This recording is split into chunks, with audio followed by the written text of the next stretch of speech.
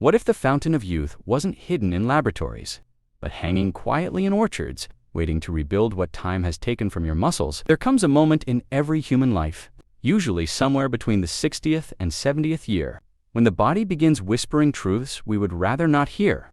The muscles that once responded with eager strength now hesitate. The legs that carried us through decades of movement feel heavier on the stairs. This is not imagination or weakness of character, but sarcopenia, a word derived from Greek meaning poverty of flesh. It describes the gradual loss of muscle mass and strength that visits nearly every aging body, a biological tide that seems as inevitable as sunset. Yet understanding this process transforms it from mysterious decline into something we can actually address with knowledge and intention. The muscle fibers themselves, those magnificent bundles of protein that contract and relax to create every movement from lifting grandchildren to walking through gardens, begin to diminish in both number and size. The body, in its strange economy, starts breaking down more muscle protein than it builds, shifting a balance that held steady for decades. Satellite cells, those remarkable reserves that repair and regenerate muscle tissue, become less responsive, less willing to answer the call when damage occurs. The mitochondria, those ancient powerhouses living inside our cells, begin to falter and accumulate damage, producing less energy for the work muscles must do. This is not failure. This is biology, the same biology that governs oak trees and ocean tides. But here is where human knowledge becomes powerful, where we discover that inevitability does not mean helplessness. The body at 60, at 70, at 80, still listens, still responds, still possesses the fundamental machinery to rebuild and strengthen. Sarcopenia may be natural, but its severity is not predetermined. The question becomes not whether age will touch our muscles, but how we might speak to ourselves in the language they understand, offering them precisely what they need to resist.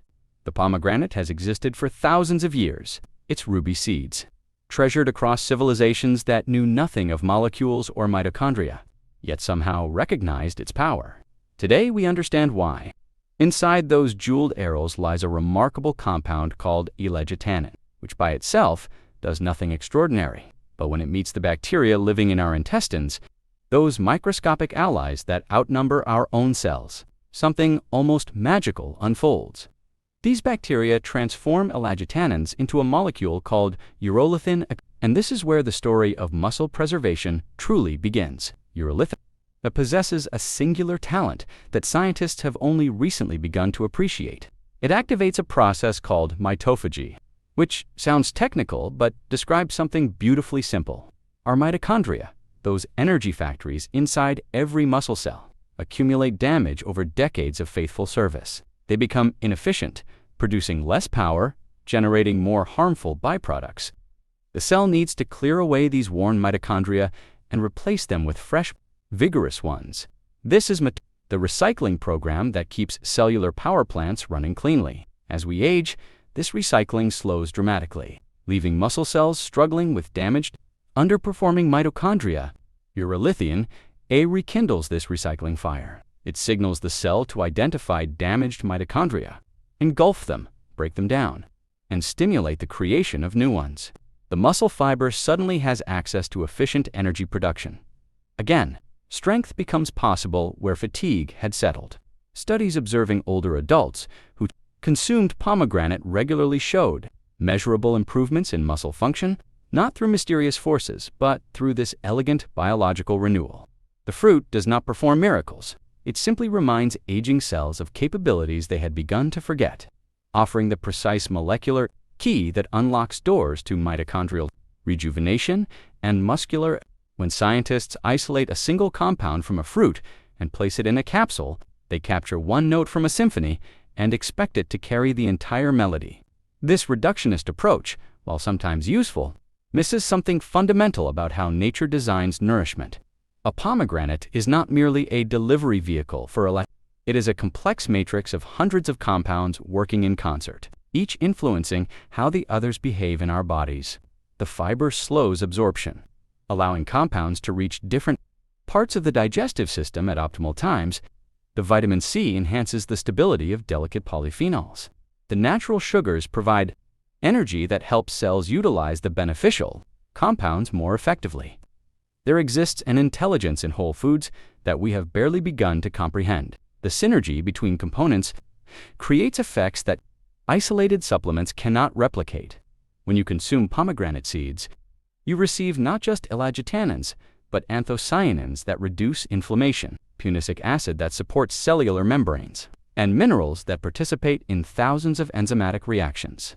Your gut bacteria, those essential partners in creating urolithin, respond differently to whole fruit than to extracted compounds. They thrive on the fiber, the diversity, the complete nutritional context that tells them this is real food worth processing thoroughly.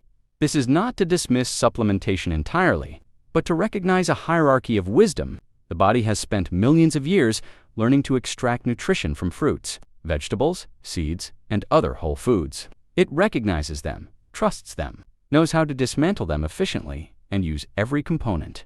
A supplement bypasses this ancient recognition system, arriving as a stranger rather than an old friend. For muscle building in older bodies, this relationship matters profoundly. The pomegranate offers not just urolithin, a precursors, but a complete conversation with your cells. Spoken in the original language of the modern mind craves immediacy, seeking transformation in days when biology operates in seasons. We have been conditioned to expect rapid results, dramatic before and after moments that defy the patient rhythms of cellular change.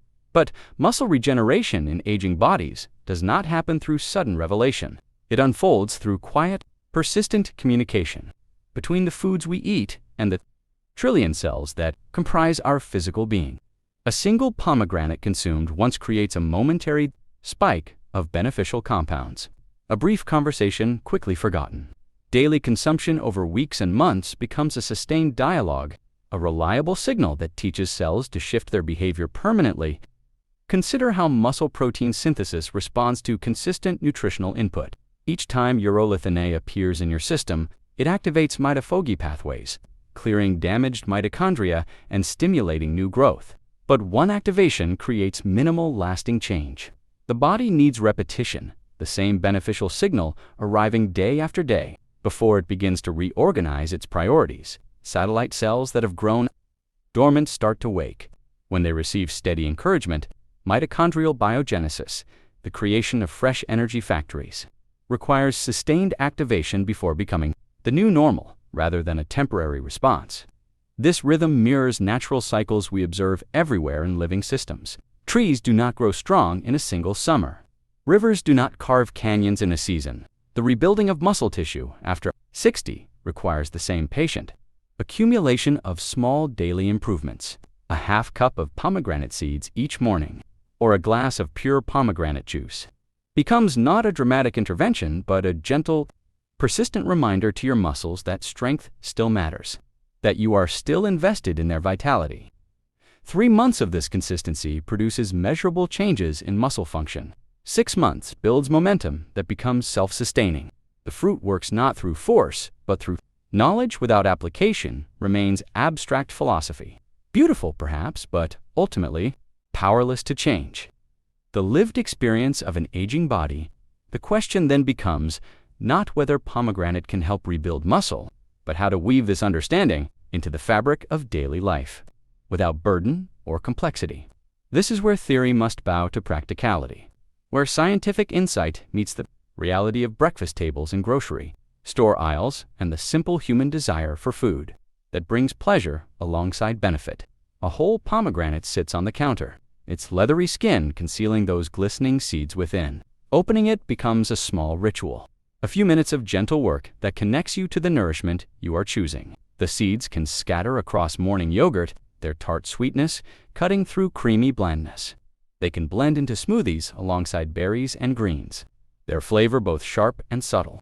For those who find the fresh fruit inconvenient, pure pomegranate juice without added sugars offers concentrated compounds in liquid form, though the whole seeds provide fiber that juice cannot match. This is not about restriction or punishment, not about forcing down something unpleasant because science demands it. Pomegranate tastes vibrant, alive, interesting in ways that make eating it genuinely enjoyable rather than medicinal. Starting the day with these ruby seeds becomes an act of self, a quiet declaration that your strength matters, that the muscles carrying you through life deserve support. It pairs beautifully with protein-rich foods like eggs or Greek yogurt, creating meals that address muscle building from multiple angles simultaneously. The cost feels manageable when understood as investment rather than expense. A few pomegranates weekly, or a bottle of quality juice, represents choosing vitality over gradual surrender. It asks not for perfection, but for consistency. Not for sacrifice, but for thoughtful addition to patterns already Sonnet 4.5.